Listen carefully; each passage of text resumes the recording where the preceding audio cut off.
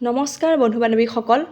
অভিনেতা ৰাগ ঐনিতমৰ মাতৃৰ খবৰটো পাই সঁচাকৈ বহুত দুখ লাগিল।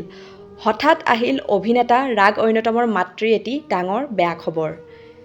অভিনেতা ৰাগ ঐনিতমৰ মাতৃ আৰু এইখন পৃথিৱীত নাই।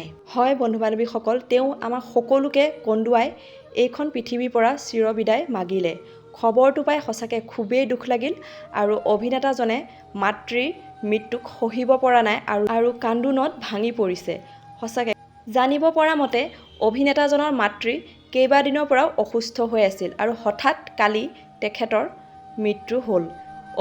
অভিনেতাজনৰ মাতৃৰ মৃত্যুক সহিব পৰা নাই আৰু তেওঁ কান্দোনত ভাঙি পৰিছে আৰু তেওঁ এই কথা নিজেই নিজৰ ফেচবুক পোষ্টত এটি পোষ্ট শ্বেয়াৰ কৰিছে আৰু তেওঁ লিখিছে, মা গ'লগৈ উভতি নহাৰ বাটেৰে, আই অ' তোৰ গৰ্ভত মোক আকৌ এবাৰ জনম ল'ব দিবি দেই। সঁচাকৈ পোষ্টটি পাই খুবেই দুখ লাগিল আৰু আমাৰ চেনেলৰ তৰফৰ পৰাও মাতৃগৰাকীলৈ নেদেখাজনৰ ওচৰত প্ৰাৰ্থনা কৰিম তেওঁ যাতে আত্মাই শান্তি পায়।